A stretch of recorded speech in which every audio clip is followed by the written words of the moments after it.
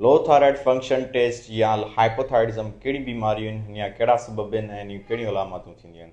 हर 10 मर्दनि मां हिकु मर्द में हाइपोथायरिज्म जो मसइलो ऐं हर 5 औरतुनि मां हिकु औरत खे हाइपोथायरिज्म जो मसइलो थींदो आहे ऐं अधु खां वधीक जेके केसिस हूंदा आहिनि उहे डायग्नोस ई न थी सघंदा आहिनि। जीअं त थायराइड हिकिड़ो ग्लैंड हूंदो आहे जेको असांजे गले आॾो मौजूदु हूंदो आहे। हिन जो जेको कमु हूंदो आहे असांजे जिस्म में 2 हार्मोन्स ठाहींदो आहे T3 ऐं T4।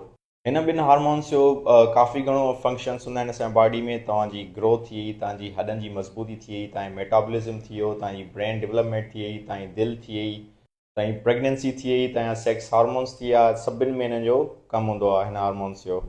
हाइपोथायरिज्म जा जेके सबब आहिनि उहे त काफ़ी आहिनि। हुन खां पहिरियां असां हिन बारे में ॻाल्हायूं त जेको हाइपोथायरिज्म जो मसइलो आहे, लो थायराइड फंक्शन जो जेको मसइलो आहे, उहो डायग्नोस छो नथा थियनि। इन जूं अलामतूं कहिड़ियूं आहिनि? तव्हांखे कब्ज़ी रहंदी, तव्हांखे डिप्रेशन रहंदी, तव्हांखे थकावट सॼो ॾींहुं महसूसु थींदी ऐं राति वारे टाइम ते तव्हांखे निंड न ईंदी ऐं सुबुह जॾहिं तव्हां उथंदा त दिलि न चवंदी तव्हांखे उथण ते। तव्हांजो जेको वज़न आहे उहो वधी ईंदो। तव्हांखे थधि बर्दाश्त न थींदी। जेका तव्हांजी स्किन आहे उहा ड्राई थी वेंदी। जेके तव्हांजा वार आहिनि या त सड़ंदा या त जेके तव्हांजा वार आहिनि उहे सना थींदा वेंदा। तव्हांजूं जेके अखियुनि जूं जेके भिरवा आहिनि उहे बि आहिस्ते आहिस्ते सड़ंदियूं। प्लस में जेको तव्हांजा मूड चेंजिस काफ़ी थींदा, तव्हांखे मसल क्रैम्प्स पवंदा।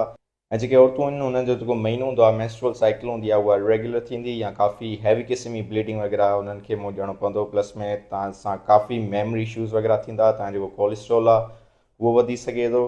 त इहे जेके सभु अलामतूं आहिनि इहो थी ॿुधाइनि त तव्हांजो जेको थायराइड ग्लैंड आहे उहो सही कमु नथो करे।